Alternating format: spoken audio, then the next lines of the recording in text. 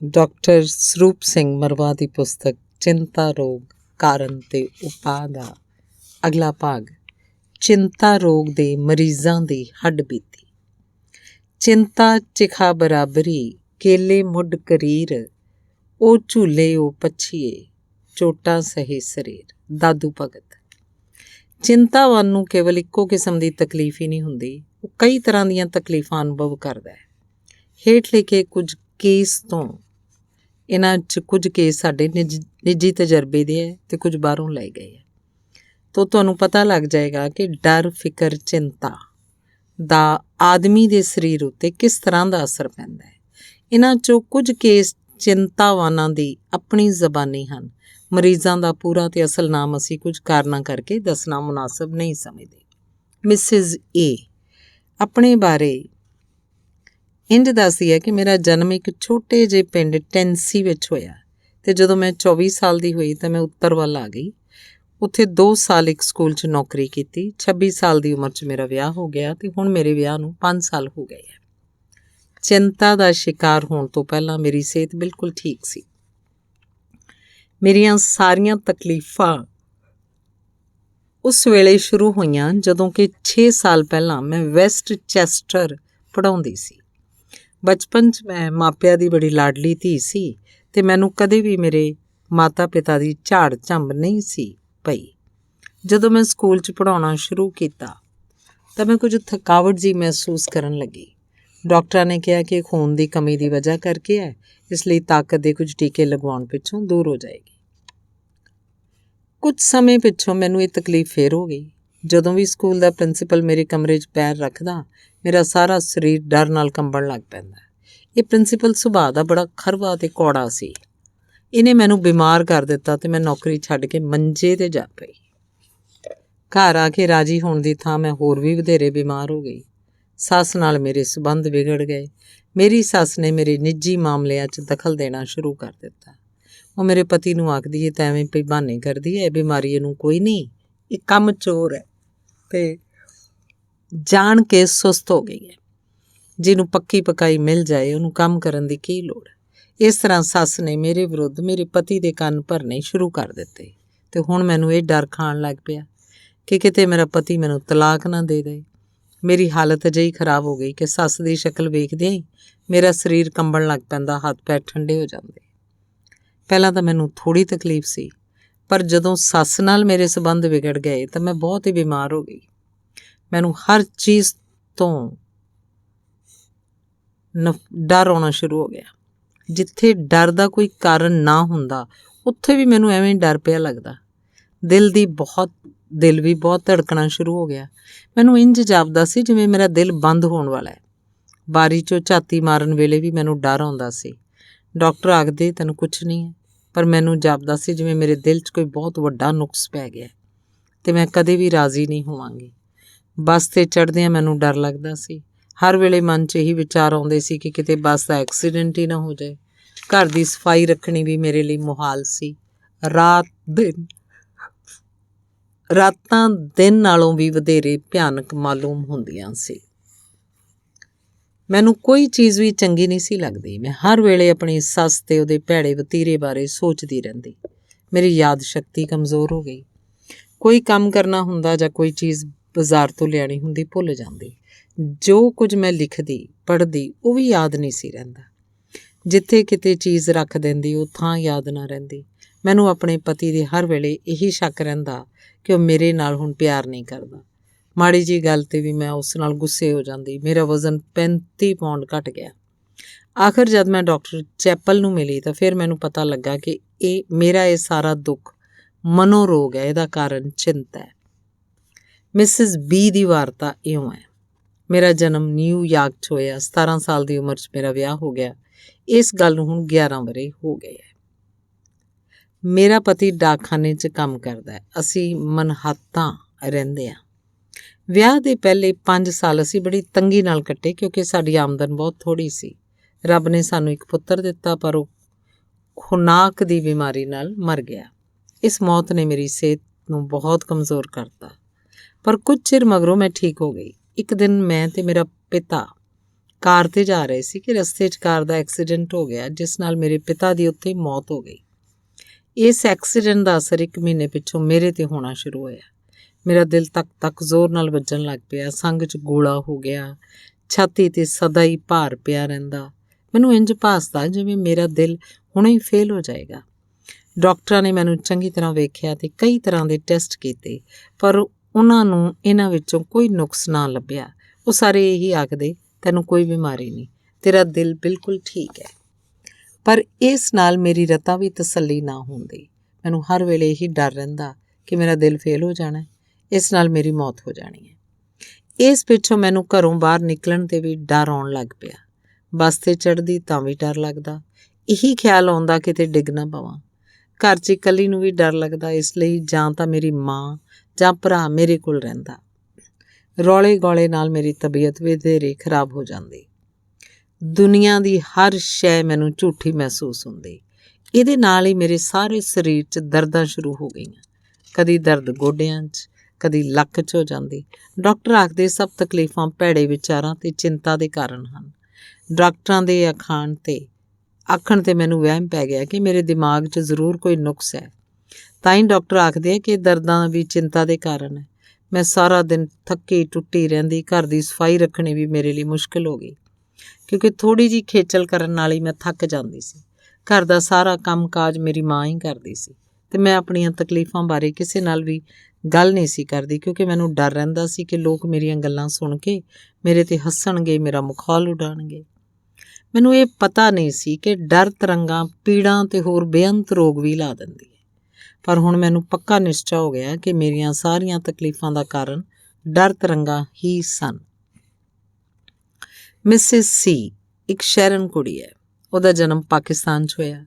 ਉਹਨੇ 10ਵੀਂ ਜਮਾਤ ਪਾਸ ਕਰਕੇ ਬੇਸਿਕ ਕਰ ਲਈ ਅਤੇ ਇੱਕ ਪਿੰਡ ਦੇ ਸਕੂਲ 'ਚ ਅਧਿਆਪਕਾ ਲੱਗ ਗਈ। ਜਦੋਂ 21-22 ਸਾਲ ਦੀ ਹੋਈ ਤਾਂ ਉਹਦਾ ਵਿਆਹ ਹੋ ਗਿਆ। ਵਿਆਹ ਦੇ 4 ਦਿਨ ਮਗਰੋਂ ਉਹਦਾ ਭਰਾ, ਪਤੀ ਅਤੇ ਹੋਰ ਕਈ ਰਿਸ਼ਤੇਦਾਰ ਉਹਨੂੰ ਨਾਲ ਲੈ ਕੇ ਮੇਰੇ ਪਾਸ ਆਏ ਤਾਂ ਉਹ ਢਿੱਡ ਪੀੜ ਨਾਲ ਤਰਲੋ ਮੱਛੀ ਹੁੰਦੀ ਪਈ ਸੀ। 2 ਰਾਤਾਂ ਤੋਂ ਪਲ ਭਰ ਵੀ ਨਹੀਂ ਸੀ ਸੁੱਤੀ। ਪਿੰਡ ਦੇ ਡਾਕਟਰ ਨੇ ਉਹਨੂੰ ਢਿੱਡ ਪੀੜ ਦੀਆਂ ਕਈ ਦਵਾਈਆਂ ਦਿੱਤੀਆਂ, ਮਾਰਫੀਏ ਦੇ ਟੀਕੇ ਵੀ ਲਾਏ, ਪਰ ਉਹਨੂੰ ਕੋਈ ਆਰਾਮ ਨਾ ਆਇਆ। ਮੈਨੂੰ ਇੰਝ ਜਾਪਦਾ ਸੀ ਕਿ ਉਹਦੇ ਢਿੱਡ 'ਚ ਸੂਲ ਹੈ, ਇਸ ਲਈ ਮੈਂ ਉਹਨੂੰ ਨਸ਼ੇ ਦਾ ਟੀਕਾ ਲਾ ਦਿੱਤਾ ਅਤੇ ਦਵਾਈ ਦੇ ਕੇ ਘਰ ਭੇਜ ਦਿੱਤਾ। ਮੇਰਾ ਖਿਆਲ ਸੀ ਇਸ ਪਿੱਛੋਂ ਬਿਲਕੁਲ ਠੀਕ ਹੋ ਜਾਏਗੀ। ਉਸੇ ਰਾਤ 10 ਵਜੇ ਕੁੜੀ ਦਾ ਭਰਾ ਮੁੜ ਮੇਰੇ ਕੋਲ ਭੱਜਿਆ ਆਇਆ ਅਤੇ ਆਖਣ ਲੱਗਾ, ਡਾਕਟਰ ਸਾਹਿਬ, ਭੈਣ ਨੂੰ ਪੀੜ ਦਾ ਜ਼ਰਾ ਭਰ ਵੀ ਆਰਾਮ ਨਹੀਂ ਆਇਆ, ਸਗੋਂ ਅੱਗੇ ਨਾਲੋਂ ਜ਼ਿਆਦਾ ਬੇਸੁਰਤੀ 'ਚ ਤੜਫਦੀ ਪਈ ਹੈ। ਮੈਂ ਉਸੇ ਵੇਲੇ ਫਿਰ ਉਹਨੂੰ ਵੇਖਣ ਗਿਆ। ਜਦੋਂ ਮੈਂ ਉਹਨਾਂ ਦੇ ਘਰ ਪਹੁੰਚਿਆ, ਉਹ ਬੇਸੁਰਤੀ 'ਚ ਆਖ ਰਹੀ ਸੀ, ਮੈਨੂੰ ਸ਼ਹਿਰ ਲੈ ਚਲੋ, ਮੈਂ ਇੱਥੇ ਨਹੀਂ ਜੇ ਬਚਣਾ। ਤੁਸੀਂ ਆਖਦੇ ਸੀ ਕੱਲ੍ਹ ਲੈ ਜਾਵਾਂਗੇ, ਪਰ ਹੁਣ ਆਖਦੇ ਹੋ ਸੋਮਵਾਰ ਜਾਣਾ। ਮੈਨੂੰ ਸ਼ਹਿਰ ਜਲਦੀ ਲੈ ਚਲੋ, ਮੇਰੇ ਘਰ ਲੈ ਚਲੋ। ਤੁਸਾਂ ਜੋ ਮੇਰੇ ਨਾਲ ਕੀਤੀਆਂ ਉਹ ਮੈਂ ਕਦੇ ਵੀ ਭੁੱਲ ਨਹੀਂ ਸਕਦੀ। ਜੇ ਮੈਂ ਭੈੜੀ ਸੀ ਤੇ ਮੈਨੂੰ ਵਿਆਹ ਕੇ ਨਹੀਂ ਸੀ ਲਿਆਉਣਾ। ਮੈਨੂੰ ਪਤਾ ਸੀ ਕਿ ਉਹ ਸਹੁਰਿਓਂ ਆਈ ਹੈ, ਇਸ ਲਈ ਮੈਂ ਸਾਰੀ ਗੱਲ ਨੂੰ ਸਮਝ ਗਿਆ ਅਤੇ ਉਹਦੇ ਇੱਕ ਰਿਸ਼ਤੇਦਾਰ ਕੋਲੋਂ ਵੀ ਇਸ ਬਾਰੇ ਵਿਸਥਾਰ ਨਾਲ ਪੁੱਛ ਲਿਆ। ਜਦ ਇਹ ਕੁੜੀ ਸਹੁਰੇ ਗਈ ਤਾਂ ਇਹਨੇ ਆਪਣੀ ਸੱਸ ਨੂੰ ਇਹ ਆਖਦਿਆਂ ਸੁਣਿਆ ਸੀ, ਵਹੁਟੀ ਦਾ ਰੰਗ ਕਾਲਾ ਹੈ, ਉਂਝ ਵੀ ਕੁੜੀ ਮਨਹੂਸ ਜਿਹੀ ਹੈ। ਜਦੋਂ ਕੁੜਮਾਈ ਹੋਈ ਸੀ ਤਾਂ ਸਾਡੇ ਕੋਠੇ ਡਿੱਗ ਪਏ ਸੀ ਅਤੇ ਹੁਣ ਜਦ ਵਿਆਹ ਹੋਇਆ ਸਾਡੀ ਮੱਝ ਮਰ ਗਈ ਹੈ।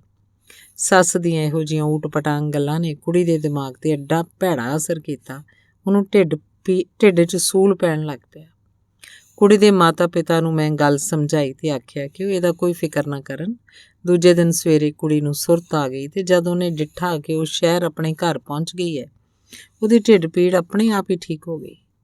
ਕੋਈ 2 ਮਹੀਨੇ ਪਿੱਛੋਂ ਉਹ ਮੁੜ ਸਹੁਰੇ ਗਈ ਤਾਂ ਉਹਨੂੰ ਫਿਰ ਢਿੱਡ ਪੀੜ ਦਾ ਦੌਰਾ ਪੈ ਗਿਆ, ਪਰ ਇਸ ਵਾਰ ਅੱਗੇ ਨਾਲੋਂ ਪੀੜ ਘੱਟ ਹੋਈ। ਹੁਣ ਮਿਸਟਰ ਡੀ ਦੀ ਵਾਰਤਾ ਸੁਣੋ। ਮੇਰੀ ਉਮਰ ਇਸ ਵੇਲੇ 29 ਸਾਲ ਦੀ ਹੈ। ਮੇਰੇ ਵਿਆਹ ਨੂੰ 5 ਸਾਲ ਹੋ ਗਏ ਹਨ। ਇੱਕ ਦਿਨ ਮੈਂ ਆਪਣੀ ਨਵੀਂ ਮੋਟਰ 'ਤੇ ਜਾ ਰਿਹਾ ਸੀ ਕਿ ਸੜਕ ਦੇ ਇੱਕ ਪਾਸੇ ਦੀ ਗਲੀ 'ਚੋਂ ਅਚਨਚੇਤ ਇੱਕ ਨਿੱਕਾ ਜਿਹਾ ਬਾਲ ਆਪਣੀ ਗੇਂਦ ਫੜਨ ਲਈ ਨੱਸਦਾ ਮੇਰੀ ਮੋਟਰ ਅੱਗੇ ਆ ਗਿਆ। ਮੋਟਰ ਨੂੰ ਮੈਂ ਉੱਥੇ ਰੋਕ ਲਿਆ। ਮੁੰਡੇ ਨੂੰ ਵੀ ਜ਼ਰਾ ਭਰ ਸੱਟ ਪੇਟ ਨਾ ਲੱਗੀ। ਹਾਂ, ਜੇ ਮੋਟਰ ਥੋੜ੍ਹੀ ਹੋਰ ਅਗਾਂਹ ਹੋ ਜਾਂਦੀ ਤਾਂ ਇਹਦੇ ਭਿਆਨਕ ਨਤੀਜੇ ਨਿਕਲਣੇ ਸੀ। ਮੈਂ ਤੇ ਮੇਰੀ ਪਤਨੀ ਐਤਵਾਰ ਨੂੰ 15 ਦਿਨਾਂ ਲਈ ਬਾਹਰ ਜਾਣ ਦਾ ਪ੍ਰੋਗਰਾਮ ਬਣਾ ਚੁੱਕੇ ਸੀ, ਪਰ ਵੀਰਵਾਰ ਨੂੰ ਇਹ ਘਟਨਾ ਵਾਪਰ ਗਈ। ਇਸ ਘਟਨਾ ਨਾਲ ਮੇਰਾ ਸਾਰਾ ਸਰੀਰ ਕੰਬਣ ਲੱਗ ਪਿਆ। 15 ਮਿੰਟ ਤੱਕ ਮੇਰੀ ਸੁਰਤ ਟਿਕਾਣੇ ਨਾ ਆਈ। ਇਸ ਪਿੱਛੋਂ ਮੈਂ ਮੋਟਰ ਨੂੰ ਸਟਾਰਟ ਕੀਤਾ, ਅੱਗੇ ਨੂੰ ਤੁਰ ਪਿਆ।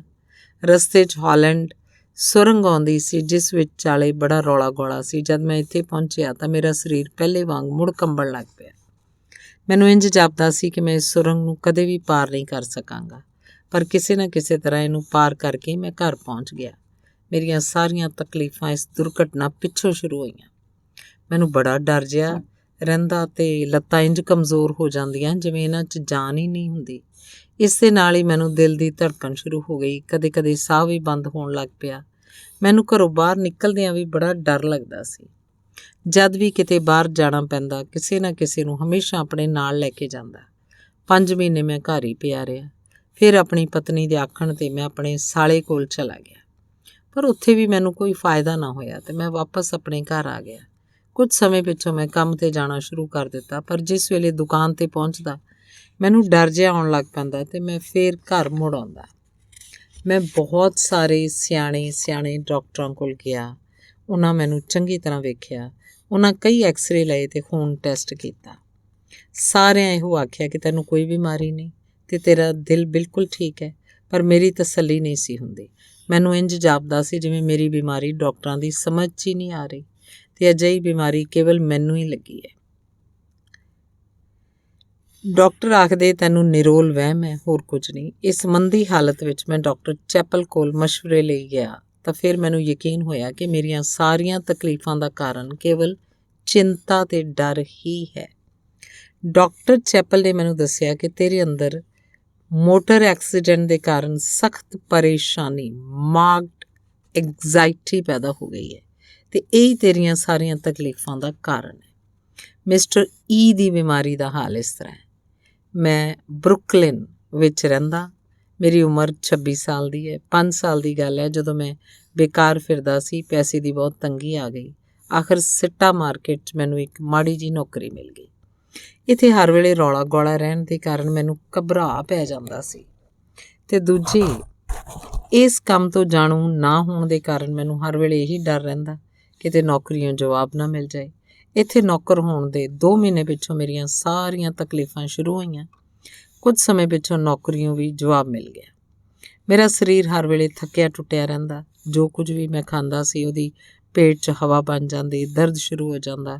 ਕਈ ਵਾਰੀ ਤਾਂ ਢਿੱਡ ਪੀੜ ਬਹੁਤ ਹੀ ਜ਼ਿਆਦਾ ਹੋ ਜਾਂਦੀ। ਇਸ ਤੋਂ ਡਰਦਾ ਮੈਂ ਕੋਈ ਚੀਜ਼ ਵੀ ਰੱਜ ਕੇ ਨਹੀਂ ਸੀ ਖਾਂਦਾ। ਇਸ ਤਕਲੀਫ ਦੇ ਸ਼ੁਰੂ ਹੋਣ ਤੋਂ ਪਹਿਲਾਂ ਮੇਰਾ ਸੁਭਾਅ ਹਸਮੁਖ ਸੀ, ਪਰ ਇਸ ਮਗਰੋਂ ਮੈਂ ਬੜਾ ਚਿੜਚਿੜਾ ਹੋ ਗਿਆ। ਮਿੱਤਰਾਂ ਅੰਗਾਂ ਸਾਕਾਂ ਨਾਲ ਮੈਂ ਹਰ ਵੇਲੇ ਲੜਦਾ ਝਗੜਦਾ ਰਹਿੰਦਾ ਸੀ। ਮੈਂ ਆਪਣੇ ਸ਼ਹਿਰ ਦੇ ਚੰਗੇ ਡਾਕਟਰਾਂ ਕੋਲ ਇਲਾਜ ਵਾਸਤੇ ਗਿਆ। ਡਾਕਟਰਾਂ ਨੇ ਮੇਰੇ ਪੇਟ ਦੇ ਐਕਸਰੇ ਲਏ, ਪਰ ਇਹਨਾਂ 'ਚ ਕੋਈ ਨੁਕਸ ਨਾ ਨਿਕਲਿਆ। ਸਾਰੇ ਡਾਕਟਰ ਇਹੀ ਆਖਦੇ ਕਿ ਤੇਰੇ ਪੇਟ 'ਚ ਜੋ ਹਵਾ ਅਤੇ ਦਰਦ ਰਹਿੰਦੀ ਹੈ ਇਹਦਾ ਕਾਰਨ ਚਿੰਤਾ ਹੈ। 2 ਸਾਲ ਮੈਂ ਇਸੇ ਚੱਕਰ 'ਚ ਫਸਿਆ ਰਿਹਾ। ਆਖਰ ਡਾਕਟਰ ਚੈਪਲ ਨੂੰ ਮਿਲਣ 'ਤੇ ਮੈਨੂੰ ਪੂਰਾ ਯਕੀਨ ਹੋ ਗਿਆ ਕਿ ਮੇਰੀਆਂ ਸਾਰੀਆਂ ਤਕਲੀਫਾਂ ਦਾ ਕਾਰਨ ਚਿੰਤਾ ਹੈ। ਡਾਕਟਰ ਚੈਪਲ ਦੇ ਇਹ ਗੱਲ ਸਮਝਾਉਣ ਦੇ ਥੋੜ੍ਹੇ ਸਮੇਂ ਪਿੱਛੋਂ ਮੈਨੂੰ ਆਪਣੇ ਆਪ ਹੀ ਬਿਨਾਂ ਕੋਈ ਦਵਾਈ ਖਾਣ ਦੇ ਆਰਾਮ ਆ ਗਿਆ। ਮਿਸਿਜ਼ ਐਫ ਦੀ ਕਥਾ ਇਉਂ ਹੈ। ਮੈਂ ਇੱਕ ਐਕਟਰੈਸ ਹਾਂ। ਮੇਰਾ ਪਤੀ ਫਿਲਮ ਡਾਇਰੈਕਟਰ ਹੈ। ਅੱਜ ਤੋਂ 10 ਸਾਲ ਪਹਿਲਾਂ ਮੈਂ ਅਤੇ ਮੇਰਾ ਪਤੀ ਦੋਵੇਂ ਵਿਹਲੇ ਸੀ। ਰੁਪਏ ਪੈਸੇ ਤੋਂ ਹੱਥ ਕਾਫੀ ਤੰਗ ਸੀ। ਮੈਂ ਇੱਕ ਕੰਪਨੀ ਦੀ ਏਜੰਟ ਬਣ ਗਈ ਅਤੇ ਉਹਦਾ ਕੰਮ ਕਰਨਾ ਸ਼ੁਰੂ ਕਰ ਦਿੱਤਾ। ਬਹੁਤ ਸਮੇਂ ਤੱਕ ਬੇਕਾਰ ਰਹਿਣ ਦੇ ਕਾਰਨ ਮੈਨੂੰ ਆਪਣੇ ਆਪ 'ਤੇ ਭਰੋਸਾ ਨਹੀਂ ਸੀ ਰਿਹਾ ਅਤੇ ਜਦ ਕਿਸੇ ਕੋਲ ਆਰਡਰ ਲੈਣ ਜਾਂਦੀ ਭੈ ਜਿਹਾ ਆ ਜਾਂਦਾ। ਹਿੰਮਤ ਨਾ ਪੈਂਦੀ ਕਿ ਉਹਨੂੰ ਅੱਗੇ ਹੋ ਕੇ ਮਿਲਾਂ। ਜੇ ਹੌਸਲਾ ਕਰਕੇ ਜਾ ਵੀ ਮਿਲਦੀ ਤਾਂ ਮੂੰਹੋਂ ਗੱਲ ਨਾ ਨਿਕਲਦੀ, ਜ਼ਬਾਨ ਬੰਦ ਹੋ ਜਾਂਦੀ, ਥਥਲਾਉਣ ਲੱਗ ਪੈਂਦੀ, ਲੱਤਾਂ ਫੁੱਲ ਜਾਂਦੀਆਂ, ਗਲਾ ਬੰਦ ਹੋ ਜਾਂਦਾ, ਸਾਹ ਅੰਦਰੋਂ ਬਾਹਰ ਨਹੀਂ ਸੀ ਨਿਕਲਦਾ। ਮੈਨੂੰ ਇੰਝ ਜਾਪਦਾ ਸੀ ਜਿਵੇਂ ਅਧਰੰਗ ਹੋ ਜਾਣਾ ਹੈ। ਇਸ ਲਈ ਮੈਂ ਕੰਮ 'ਤੇ ਜਾਣ ਤੋਂ ਡਰਦੀ ਅਤੇ ਸਾਰਾ ਦਿਨ ਘਰ ਬੈਠੀ ਚਿੰਤਾ ਅਤੇ ਫਿਕਰ ਵਿੱਚ ਹੀ ਗਲਤਾਨ ਰਹਿੰਦੀ। ਕੁਝ ਸਮੇਂ ਪਿੱਛੋਂ ਮੇਰੀ ਮਾਤਾ ਦਾ ਦੇਹਾਂਤ ਹੋ ਗਿਆ ਅਤੇ ਇਸ ਨਾਲ ਮੇਰੇ ਮਨ 'ਤੇ ਹੋਰ ਵੀ ਡਾਢੀ ਸੱਟ ਵੱਜੀ। ਮੇਰਾ ਸੁਭਾਅ ਬਹੁਤ ਚਿੜਚਿੜਾ ਹੋ ਗਿਆ। ਦਰਜੀ, ਧੋਬੀ, ਨੌਕਰ ਅਤੇ ਪਤੀ ਸਭ ਨਾਲ ਹੀ ਖੈਬੜਦੀ ਰਹਿੰਦੀ। ਮੇਰਾ ਪੇਟ ਵੀ ਬਹੁਤ ਖਰਾਬ ਹੋ ਗਿਆ ਅਤੇ ਸਦਾ ਢਿੱਡ ਪੀੜ ਰਹਿੰਦੀ। ਡਾਕਟਰ ਆਖਦੇ ਕਿ ਇਹ ਸਭ ਕੁਝ ਗਮ, ਚਿੰਤਾ ਅਤੇ ਸਦਮੇ ਦੇ ਕਾਰਨ ਹੈ। ਕਦੇ ਮੈਨੂੰ ਇੰਨਾ ਗੁੱਸਾ ਆ ਜਾਂਦਾ ਕਿ ਮੈਂ ਘਰ ਦੇ ਭਾਂਡੇ ਵੀ ਭੰਨ ਸੁੱਟਦੀ। ਇਹਦੇ ਨਾਲ ਹੀ ਮੈਨੂੰ ਪਿੱਤੇ ਦੇ ਦਰਦ, ਗਾਲ ਬਲੈਡਰ ਪੇਨ ਵੀ ਸ਼ੁਰੂ ਹੋ ਗਈ। ਢਿੱਡ ਪੀੜ ਵਾਸਤੇ ਮੈਂ ਪੇਟ ਦੇ 3-4 ਆਪਰੇਸ਼ਨ ਵੀ ਕਰਵਾਏ, ਪਰ ਕੋਈ ਫਰਕ ਨਾ ਪਿਆ। ਕਈ ਲੋਕ ਆਖਦੇ ਹਨ ਕਿ ਚਿੰਤਾ ਰੋਗ ਸਧਾਰਨ ਜਿਹੇ ਹੁੰਦੇ ਹਨ। ਇਹਨਾਂ ਨਾਲ ਰੋਗੀ ਨੂੰ ਕੋਈ ਖਾਸ ਤਕਲੀਫ ਨਹੀਂ ਹੁੰਦੀ। ਉਹ ਐਵੇਂ ਹੀ ਝੂਠਾ ਰੌਲਾ ਪਾਉਂਦੇ ਰਹਿੰਦੇ ਹੈ। ਪਰ ਜੇ ਕੋਈ ਮੇਰੇ ਕੋਲੋਂ ਇਸ ਬਾਰੇ ਪੁੱਛੇ ਤਾਂ ਮੈਂ ਆਖਾਂਗੀ ਕਿ ਲੱਤ ਦਾ ਟੁੱਟ ਜਾਣਾ ਜਾਂ ਢਿੱਡ 'ਚ ਫੋੜੇ ਦਾ ਹੋ ਜਾਣਾ ਇੰਨਾ ਦੁਖਦਾਈ ਨਹੀਂ ਹੁੰਦਾ ਜਿੰਨਾ ਕਿ ਚਿੰਤਾ ਤੋਂ ਪੈਦਾ ਹੋਈਆਂ ਤਕਲੀਫਾਂ ਦਾ ਦੁੱਖ। ਮਿਸਟਰ ਜੀ, ਉਮਰ 35 ਸਾਲ, ਇੱਕ ਬੜਾ ਸੂਝਵਾਨ ਤੇ ਹੋਣਹਾਰ ਪ੍ਰੋਫੈਸਰ ਸੀ। 8 ਕੁ ਸਾਲ ਹੋਏ ਉਹਨੇ ਕੁਝ ਮਰਦਾਵੀ ਕਮਜ਼ੋਰੀ ਅਨੁਭਵ ਕੀਤੀ। ਇਹਦੀ ਉਹਨੂੰ ਬਹੁਤ ਹੀ ਚਿੰਤਾ ਲੱਗ ਗਈ। ਉਹ ਹਰ ਵੇਲੇ ਇਸ ਬਾਰੇ ਹੀ ਸੋਚਦਾ ਰਹਿੰਦਾ। ਉਹ ਸੁਭਾਅ ਦਾ ਬੜਾ ਹਸਮੁਖ ਸੀ, ਪਰ ਇਸ ਚਿੰਤਾ ਨੇ ਉਹਨੂੰ ਚਿੜਚਿੜਾ ਬਣਾ ਦਿੱਤਾ। ਉਹਦੀ ਭੁੱਖ ਸੁੱਕ ਗਈ, ਕਬਜ਼ ਹੋ ਗਈ, ਦਿਲ ਦਾ ਬੜਾ ਕਮਜ਼ੋਰ ਹੋ ਗਿਆ, ਇੰਨਾ ਡਰਾਕਲ ਹੋ ਗਿਆ ਕਿ ਇੱਕ ਵਾਰੀ ਕੁੱਤੇ ਦੀ ਭੌਂਕ ਤੋਂ ਹੀ ਬੇਹੋਸ਼ ਹੋ ਕੇ ਧੜਾਮ ਡਿੱਗ ਪਿਆ ਤੇ ਕੁਝ ਸਮੇਂ ਪਿੱਛੋਂ ਬਿਲਕੁਲ ਹੀ ਨਾਮਰਦ ਹੋ ਗਿਆ। ਉਹਨੇ ਆਪਣਾ ਬਹੁਤ ਇਲਾਜ ਕਰਾਇਆ ਪਰ ਫਰਕ ਰਤੀ ਭਰਨਾ ਪਿਆ। ਉਹ ਲੜਕੇ ਲੜਕੀਆਂ ਦੋਹਾਂ ਨੂੰ ਪੜ੍ਹਾਉਂਦਾ ਸੀ। ਲੜਕਿਆਂ ਦੀ ਜਮਾਤ ਨੂੰ ਤਾਂ ਉਹ ਬਹੁਤ ਚੰਗੀ ਤਰ੍ਹਾਂ ਪੜ੍ਹਾ ਲੈਂਦਾ, ਪਰ ਜਦ ਲੜਕੀਆਂ ਨੂੰ ਪੜ੍ਹਾਉਣ ਲੱਗਦਾ ਘਬਰਾ ਜਾਂਦਾ, ਉਹਦੇ ਹੱਥ ਪੈਰ ਸੌਂ ਜਾਂਦੇ। ਇਸ ਨੌਜਵਾਨ ਬਾਰੇ ਸਾਰੇ ਪ੍ਰਸਿੱਧ ਡਾਕਟਰਾਂ ਦੀ ਰਾਏ ਇਹ ਸੀ ਕਿ ਉਹਦੀ ਨਾਮਰਦੀ ਦਾ ਕਾਰਨ ਡਰ ਤੇ ਚਿੰਤਾ ਹੈ। ਮਿਸਟਰ ਐਚ ਪਾਕਿਸਤਾਨ ਤੋਂ ਆਇਆ ਇੱਕ ਪੇਂਡੂ ਨੌਜਵਾਨ ਹੈ। ਸੰਨ 1947 'ਚ ਭਾਰਤ ਦੀ ਵੰਡ ਮਗਰੋਂ ਅੰਮ੍ਰਿਤਸਰ ਜ਼ਿਲ੍ਹੇ ਦੇ ਇੱਕ ਪਿੰਡ 'ਚ ਆ ਕੇ ਵਸ ਗਿਆ। ਉਹਦੀ ਉਮਰ ਇਸ ਵੇਲੇ 36 ਕੁ ਸਾਲ ਦੀ ਹੈ। ਉਹਦੀਆਂ 2 ਵਹੁਟੀਆਂ, 4 ਨਿੱਕੇ ਨਿੱਕੇ ਬੱਚੇ ਹੈ। ਉਹ ਚੰਗਾ ਖਾਂਦਾ ਪੀਂਦਾ ਜ਼ਿਮੀਂਦਾਰ ਹੈ। ਥੋੜ੍ਹੇ ਦਿਨ ਹੋਏ ਸਾਡੇ ਪਾਸ ਆਪਣੇ ਇਲਾਜ ਵਾਸਤੇ ਆਇਆ। ਜਦੋਂ ਆਇਆ ਤਾਂ ਉਹਦੀ ਹਾਲਤ ਸੀ, ਪਹਿਲਾਂ ਦਿਲ ਫਟ ਵੱਟ ਰਿਹਾ ਸੀ, ਹੱਥ ਪੈਰ ਠੰਡੇ ਸੀ, ਨਬਜ਼ ਦੀ ਰਫ਼ਤਾਰ 90 ਫੀ ਮਿੰਟ ਸੀ, ਚਿਹਰੇ 'ਤੇ ਘਬਰਾਹਟ ਤੇ ਸਖਤ ਪਰੇਸ਼ਾਨੀ ਸੀ। ਮੇਰੇ ਪੁੱਛਣ 'ਤੇ ਆਖਣ ਲੱਗਾ, ਡਾਕਟਰ ਜੀ ਮੇਰਾ ਦਿਲ ਬਹੁਤ ਧੜਕ ਰਿਹਾ ਹੈ। ਮੈਨੂੰ ਇੰਝ ਜਾਪਦਾ ਜਿਵੇਂ ਕਿ ਹੁਣੇ ਹੀ ਫੇਲ ਹੋ ਜਾਏਗਾ। ਰਾਤ ਮੈਨੂੰ ਪਲ ਭਰ ਵੀ ਨੀਂਦ ਨਹੀਂ ਆਉਂਦੀ। ਕੱਚੀਆਂ ਤਰੇਲੀਆਂ ਨਾਲ ਸਰੀਰ ਬਰਫ਼ ਹੋ ਜਾਂਦਾ ਹੈ। ਮੈਂ 2-2 ਰਜਾਈਆਂ ਉੱਤੇ ਲਾਨਾ, ਪਾਲਾ ਫੇਰ ਵੀ ਨਹੀਂ ਜਾਂਦਾ। ਅੱਜ ਸਾਰੀ ਰਾਤ ਮੇਰੀ ਵਹੁਟੀ ਮੰਜੇ ਹੇਠ ਅੱਗ ਰੱਖਦੀ ਰਹੀ, ਪਰ ਮੇਰਾ ਸਰੀਰ ਜਰਾ ਵੀ ਗਰਮਾਈ 'ਚ ਨਾ ਆਇਆ। ਜੇ ਮੈਂ ਥੋੜ੍ਹਾ ਜਿਹਾ ਵੀ ਚੱਲਦਾ ਤਾਂ ਮੇਰੀਆਂ ਪਿੰਨੀਆਂ ਫੁੱਲ ਜਾਂਦੀਆਂ। ਛਾਤੀ ਦਾ ਐਕਸਰੇ ਵੀ ਕਰਵਾਇਆ, ਉਸ 'ਚੋਂ ਕੋਈ ਵੀ ਨੁਕਸ ਨਹੀਂ ਲੱਭਾ। ਸਾਰੇ ਡਾਕਟਰ ਇਹੀ ਆਖਦੇ ਆ ਕਿ ਤੈਨੂੰ ਕੋਈ ਬਿਮਾਰੀ ਨਹੀਂ ਤੇ ਤੇਰਾ ਦਿਲ ਬਿਲਕੁਲ ਠੀਕ ਹੈ, ਪਰ ਮੈਨੂੰ ਇੰਝ ਜਾਪਦਾ ਹੈ ਮੇਰਾ ਹਾਰਟ ਫੇਲ ਹੋ ਜਾਣਾ ਹੈ। ਤੁਹਾਨੂੰ ਕੋਈ ਚਿੰਤਾ ਤਾਂ ਨਹੀਂ? ਮੈਂ ਉਹਨੂੰ ਪੁੱਛਿਆ। ਜੀ ਕੋਈ ਚਿੰਤਾ ਨਹੀਂ, ਉਸ ਉੱਤਰ ਦਿੱਤਾ। ਘਰ 'ਚ ਕੋਈ ਲੜਾਈ ਝਗੜਾ ਹੋਇਆ ਹੋਵੇ? ਮੈਂ ਪੁੱਛਿਆ। ਘਰ 'ਚ ਤਾਂ ਕੋਈ ਲੜਾਈ ਝਗੜਾ ਨਹੀਂ ਹੋਇਆ, ਪਰ ਚਾਚੇ ਦੇ ਪੁੱਤ ਭਰਾ ਨਾਲ ਮੇਰਾ ਜ਼ਮੀਨ ਤੋਂ ਝਗੜਾ ਹੋ ਗਿਆ ਹੈ। ਉਹ ਮੈਨੂੰ ਮਾਰਨ ਨੂੰ ਫਿਰਦਾ ਹੈ, ਪਰ ਇਹਦੀ ਮੈਨੂੰ ਚਿੰਤਾ ਕੋਈ ਨਹੀਂ। ਮੇਰਾ ਸਰੀਰ ਉਸ ਨਾਲੋਂ ਤਕੜਾ ਹੈ, ਇਸ ਲਈ ਉਹ ਮੈਨੂੰ ਮਾਰ ਨਹੀਂ ਸਕਦਾ। ਪਰ ਜਦੋਂ ਉਸ ਨਾਲ ਝਗੜਾ ਹੁੰਦਾ ਤਾਂ ਮੈਨੂੰ ਆਪਣੇ ਛੋਟੇ ਛੋਟੇ ਬੱਚਿਆਂ ਦਾ ਖਿਆਲ ਜ਼ਰੂਰ ਆ ਜਾਂਦਾ। ਮੇਰੀਆਂ 2 ਵਹੁਟੀਆਂ, ਪਰ ਉਹਨਾਂ ਦਾ ਫਿਕਰ ਮੈਂ ਕਦੇ ਨਹੀਂ ਕੀਤਾ, ਉਸ ਉੱਤਰ ਦਿੱਤਾ। ਇਸ ਆਦਮੀ ਦੇ ਦਿਲ ਦੇ ਸਾਰੇ ਟੈਸਟ ਕੀਤੇ ਗਏ। ਉਹਦਾ ਦਿਲ ਬਿਲਕੁਲ ਠੀਕ ਸੀ। ਇਹਦੀਆਂ ਸਾਰੀਆਂ ਤਕਲੀਫਾਂ ਦਾ ਕਾਰਨ ਡਰ ਸੀ, ਮੌਤ ਦਾ ਡਰ। ਮਿਸਟਰ ਐਕਸ ਜਦ ਸਾਡੇ ਪਾਸ ਆਇਆ ਤਾਂ ਉਹਨੂੰ ਇਹ ਤਕਲੀਫਾਂ ਸਨ। ਦਿਲ ਦੀ ਧੜਕਨ, ਹੱਥ ਪੈਰ ਠੰਡੇ ਰਹਿਣੇ, ਗੋਡਿਆਂ 'ਚ ਦਰਦ ਤੇ ਚੱਕਰ ਆਉਣੇ। ਜਿਸ ਵੇਲੇ ਉਹ ਮੇਰੇ ਪਾਸ ਆਇਆ ਤਾਂ ਬੜਾ ਪਰੇਸ਼ਾਨ ਜਾਪਦਾ ਸੀ। ਜਦ ਮੈਂ ਇਹਨਾਂ ਤਕਲੀਫਾਂ ਬਾਰੇ ਵਿਸਥਾਰ ਨਾਲ ਪੁੱਛਿਆ ਤਾਂ ਉਹਨੇ ਸਾਨੂੰ ਆਪਣੀ ਕਹਾਣੀ ਇੰਝ ਸੁਣਾਈ। ਮੈਂ ਇੱਕ ਸਰਕਾਰੀ ਮੁਲਾਜ਼ਮ ਹਾਂ। ਕੋਈ 1 ਮਹੀਨੇ ਦੀ ਗੱਲ ਹੈ ਕਿ ਮੈਂ ਆਪਣਾ ਸਫ਼ਰ ਖਰਚ ਦਾ ਬਿੱਲ ਆਪਣੇ ਮਹਿਕਮੇ ਨੂੰ ਭੇਜਿਆ। ਮੇਰੀ ਡਿਊਟੀ ਬਹੁਤ ਸਫ਼ਰ ਦੀ ਹੈ। ਮੈਂ 2nd ਕਲਾਸ ਦਾ ਸਫ਼ਰ ਖਰਚ ਲੈਣ ਦਾ ਹੱਕਦਾਰ ਹਾਂ, ਇਸ ਲਈ ਮੈਂ 2nd ਕਲਾਸ ਦੇ ਹਿਸਾਬ ਨਾਲ ਹੀ ਸਫ਼ਰ ਖਰਚ ਭੇਜ ਦਿੱਤਾ। ਕਿਸੇ ਨੇ ਦਫ਼ਤਰ ਸ਼ਿਕਾਇਤ ਕਰ ਦਿੱਤੀ ਕਿ ਮੈਂ ਸਫ਼ਰ 3rd ਕਲਾਸ 'ਚ ਕੀਤਾ ਹੈ, ਪਰ ਬਿੱਲ 2nd ਕਲਾਸ ਦਾ ਦਿੱਤਾ ਹੈ। ਇਹ ਗੱਲ ਹੈ ਵੀ ਠੀਕ ਸੀ, ਕਿਉਂਕਿ ਮੈਂ ਸਫ਼ਰ 3rd ਕਲਾਸ 'ਚ ਹੀ ਕੀਤਾ ਸੀ। ਮੇਰੇ ਦਫ਼ਤਰ ਵਾਲਿਆਂ ਨੇ ਸਟੇਸ਼ਨ ਮਾਸਟਰ ਨੂੰ ਲਿਖ ਕੇ ਇਸ ਗੱਲ ਦਾ ਪਤਾ ਕਰ ਲਿਆ ਕਿ ਜਿਸ ਦਿਨ ਦਾ ਮੈਂ ਬਿੱਲ ਦਿੱਤਾ ਹੈ, ਉਸ ਦਿਨ ਸਟੇਸ਼ਨ ਤੋਂ 2nd ਕਲਾਸ ਦੀ ਕੋਈ ਟਿਕਟ ਹੀ ਨਹੀਂ ਵਿਕੀ। ਇਸ ਬਾਰੇ ਮੇਰੀ ਜਵਾਬ ਤਲਬੀ ਹੋਈ ਤੇ ਹੁਣ ਮੇਰੇ ਵਿਰੁੱਧ ਹੋਰ ਪੁੱਛਗਿੱਛ ਹੋ ਰਹੀ ਹੈ। ਜਿਸ ਦਿਨ ਦੀ ਮੇਰੇ ਖਿਲਾਫ ਰਿਪੋਰਟ ਹੋਈ ਹੈ, ਉਸ ਦਿਨ ਤੋਂ ਮੇਰੀਆਂ ਸਾਰੀਆਂ ਤਕਲੀਫਾਂ ਸ਼ੁਰੂ ਹੋ ਗਈਆਂ। ਇਹਦੀ ਮੈਨੂੰ ਹਰ ਵੇਲੇ ਚਿੰਤਾ ਰਹਿੰਦੀ ਹੈ। ਇਸ ਤੋਂ ਪਹਿਲਾਂ ਮੇਰੇ ਗੋਡਿਆਂ 'ਚ ਬਿਲਕੁਲ ਮਾਮੂਲੀ ਜਿਹੀ ਪੀੜ ਹੁੰਦੀ ਸੀ, ਪਰ ਹੁਣ ਇਹ ਪੀੜ ਬਹੁਤ ਵੱਧ ਗਈ ਹੈ। ਮੇਰੇ ਲਈ ਚੱਲਣਾ ਫਿਰਨਾ ਔਖਾ ਹੋ ਗਿਆ। ਮੈਨੂੰ ਇਹ ਨਹੀਂ ਪਤਾ ਲੱਗਦਾ ਕਿ ਮੇਰਾ ਦਿਲ ਕਿਉਂ ਧੜਕਦਾ ਹੈ, ਹੱਥ ਪੈਰ ਕਿਉਂ ਠੰਡੇ ਰਹਿੰਦੇ ਹੈ। ਕਦੀ ਮੈਨੂੰ ਚੱਕਰ ਵੀ ਆਉਣ ਲੱਗ ਪੈਂਦੇ ਹੈ। ਮਿਸਿਸ ਕੇ ਮੇਰੇ ਪਾਸ ਬਹੁਤ ਖੂਨ ਪੈਣ ਦੇ ਇਲਾਜ ਵਾਸਤੇ ਆਈ। ਉਹਦਾ ਰੰਗ ਹਲਦੀ ਵਾਂਗ ਪੀਲਾ ਤੇ ਚਿਹਰੇ 'ਤੇ ਬਹੁਤ ਪਰੇਸ਼ਾਨੀ ਸੀ। ਉਹਨੂੰ 2 ਦਿਨ ਤੋਂ ਬਹੁਤ ਹੀ ਜ਼ਿਆਦਾ ਖੂਨ ਪੈ ਰਿਹਾ ਸੀ। ਇਸ ਤਰ੍ਹਾਂ ਦੀ ਤਕਲੀਫ ਉਹਨੂੰ ਅੱਗੇ ਕਦੀ ਵੀ ਨਹੀਂ ਸੀ ਹੋਈ। ਮੈਂ ਉਹਨੂੰ ਪੁੱਛਿਆ, ਕੀ ਤੁਹਾਨੂੰ ਕੋਈ ਅਚਨਚੇਤ ਗਮ ਤਾਂ ਨਹੀਂ ਲੱਗਾ? ਉਹਦੇ ਪਤੀ ਨੇ ਉੱਤਰ ਦਿੱਤਾ, ਡਾਕਟਰ ਸਾਹਿਬ ਸਾਡਾ ਨੌਜਵਾਨ ਲੜਕਾ ਜਿਹੜਾ ਕਿ FA 'ਚ ਪੜ੍ਹਦਾ ਹੈ, ਪਰਸੋਂ ਦਾ ਘਰੋਂ ਬਿਨਾਂ ਦੱਸੇ ਚਲਾ ਗਿਆ। ਅਸੀਂ ਦੋਵੇਂ ਬਾਜ਼ਾਰ 'ਚ ਕੁਝ ਸੌਦਾ ਪੱਤਾ ਲੈਣ ਗਏ ਸੀ ਤੇ ਜਦੋਂ ਅਸੀਂ ਘਰ ਆਏ ਤਾਂ ਲੜਕੇ ਦੇ ਹੱਥਾਂ ਦੀ ਲਿਖੀ ਚਿੱਠੀ ਮੇਜ਼ 'ਤੇ ਪਈ ਸਾਨੂੰ ਮਿਲੀ, ਜਿਸ 'ਚ ਲਿਖਿਆ ਸੀ ਕਿ ਮੈਂ ਆਪਣੀ ਮਰਜ਼ੀ ਨਾਲ ਘਰੋਂ ਜਾ ਰਿਹਾ, ਤੁਸੀਂ ਮੇਰਾ ਪਿੱਛਾ ਨਾ ਕਰਨਾ। ਜੇ ਮੈਂ ਜਿਉਂਦਾ ਰਿਹਾ ਤਾਂ ਆਪੇ ਵਾਪਸ ਆ ਜਾਵਾਂਗਾ। ਅਤੇ ਜਿਸ ਵੇਲੇ ਚਿੱਠੀ ਇਹਨਾਂ ਨੇ ਪੜ੍ਹੀ ਤਾਂ ਯਕਦਮ ਇਹਨਾਂ ਨੂੰ ਖੂਨ ਆਉਣਾ ਸ਼ੁਰੂ ਹੋ ਗਿਆ ਅਤੇ ਹੁਣ ਖੂਨ ਬਹੁਤ ਹੀ ਜ਼ਿਆਦਾ ਆ ਰਿਹਾ। ਆਪਣੇ ਲੜਕੇ ਦੀ ਚਿੱਠੀ ਪੜ੍ਹ ਕੇ ਤੁਹਾਡੇ ਮਨ 'ਚ ਕੀ ਵਿਚਾਰ ਆਏ? ਮੈਂ ਮਿਸਿਸ ਕੇ ਨੂੰ ਪੁੱਛਿਆ। ਜੀ ਪਹਿਲਾ ਵਿਚਾਰ ਮੈਨੂੰ ਇਹ ਆਇਆ ਸੀ ਕਿ ਮੁੰਡੇ ਨੇ ਗੱਡੀ ਹੇਠਾਂ ਸਿਰ ਦੇ ਕੇ ਆਤਮਘਾਤ ਕਰ ਲਿਆ ਹੋਵੇਗਾ। ਇਸ ਪਿੱਛੋਂ ਮੈਨੂੰ ਵਿਚਾਰ ਆਇਆ ਕਿ ਉਹ ਨਹਿਰ 'ਚ ਡੁੱਬ ਕੇ ਮਰ ਗਿਆ ਹੋਵੇਗਾ। ਕਦੇ ਮੈਨੂੰ ਖਿਆਲ ਆਉਂਦਾ ਉਹਨੇ ਗੱਡੀ 'ਚੋਂ ਛਾਲ ਮਾਰ ਕੇ ਆਤਮਘਾਤ ਕਰ ਲਿਆ ਹੋਣਾ ਹੈ। ਇਸ ਤਰ੍ਹਾਂ ਦੁਨੀਆ ਦੇ ਕੁੱਲ ਭੈੜੇ ਵਿਚਾਰ ਉਸ ਵੇਲੇ ਬੜੀ ਤੇਜ਼ੀ ਨਾਲ ਮੇਰੇ ਮਨ 'ਚ ਆ ਰਹੇ ਸਨ। ਉਸ ਉੱਤਰ ਦਿੱਤਾ, ਅਤੇ ਇਸ ਪਿੱਛੋਂ ਤੁਸੀਂ ਕੀ ਕੀਤਾ? ਮੈਂ ਉਹਨੂੰ ਪੁੱਛਿਆ। ਜੀ ਅਸੀਂ ਬਹੁਤ ਸਾਰੇ ਆਦਮੀਆਂ ਨੂੰ ਰੇਲ ਦੀ ਲਾਈਨ ਵੱਲ ਭੇਜ ਦਿੱਤਾ, ਉੱਥੇ ਲੜਕੇ ਦੀ ਭਾਲ ਕਰਨ ਨੂੰ। ਉਹਨੇ ਜਵਾਬ ਦਿੱਤਾ। 2 ਦਿਨ ਉਹਦਾ ਚੰਗੇ ਤੋਂ ਚੰਗਾ ਇਲਾਜ ਕੀਤਾ ਗਿਆ, ਪਰ ਉਹਨੂੰ ਕੋਈ ਫਾਇਦਾ ਨਾ ਹੋਇਆ। ਤੀਜੇ ਦਿਨ ਜਦੋਂ ਦਾ ਪੁੱਤਰ ਘਰ ਵਾਪਸ ਆ ਗਿਆ, ਉਹ ਆਪਣੇ ਆਪ ਰਾਜ਼ੀ ਹੋ ਗਈ।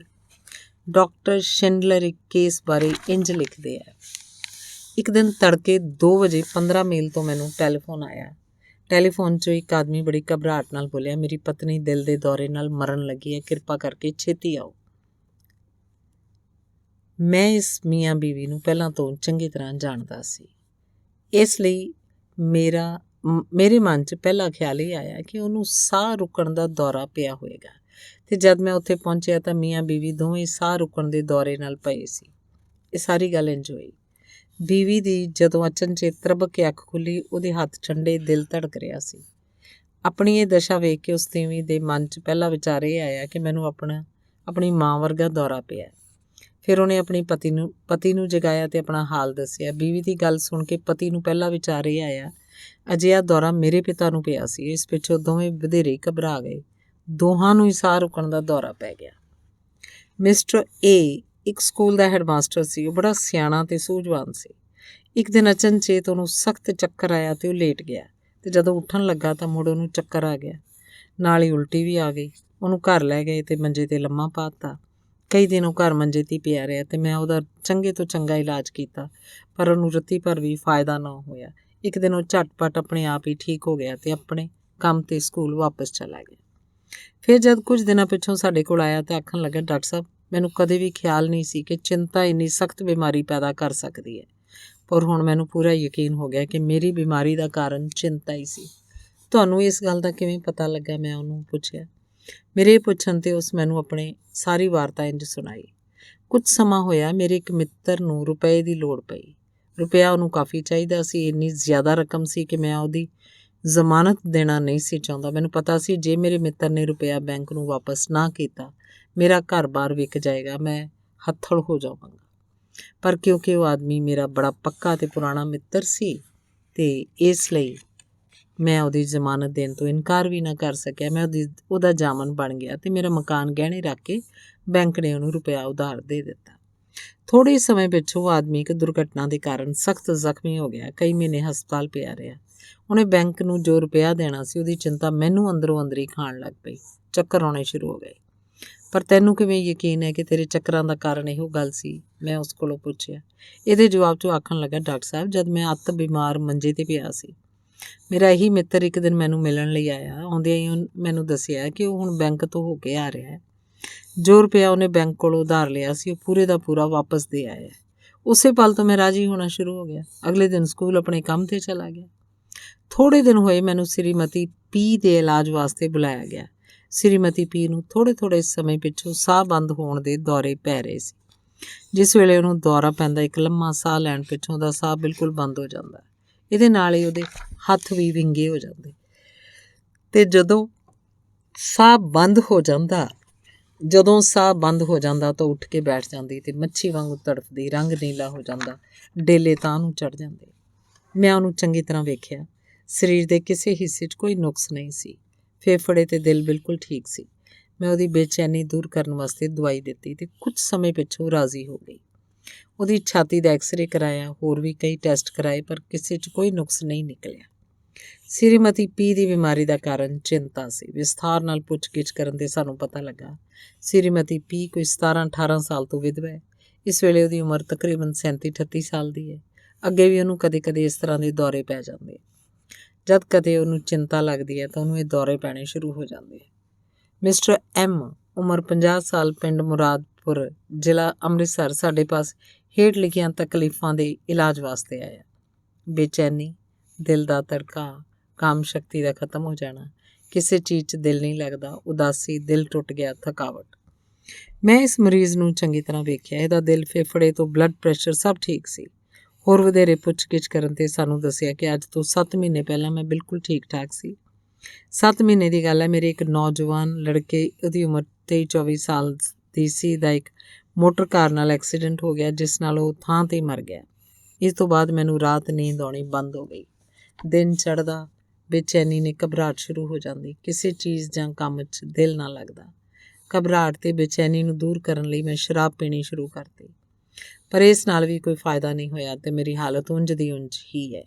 ਇਹ ਸਾਰੀਆਂ ਤਕਲੀਫਾਂ ਮੇਰੇ ਨੌਜਵਾਨ ਲੜਕੇ ਦੀ ਮੌਤ ਤੋਂ ਬਾਅਦ ਹੀ ਸ਼ੁਰੂ ਹੋਈਆਂ, ਪਰ ਮੈਨੂੰ ਇਹ ਪਤਾ ਨਹੀਂ ਲੱਗਦਾ ਕਿ ਮੇਰੀ ਲਿੰਗ ਸ਼ਕਤੀ ਕਿਉਂ ਖਤਮ ਹੋ ਗਈ ਤੇ ਬੇਚੈਨੀ ਉਹਨੂੰ ਰਹਿੰਦੀ ਹੈ।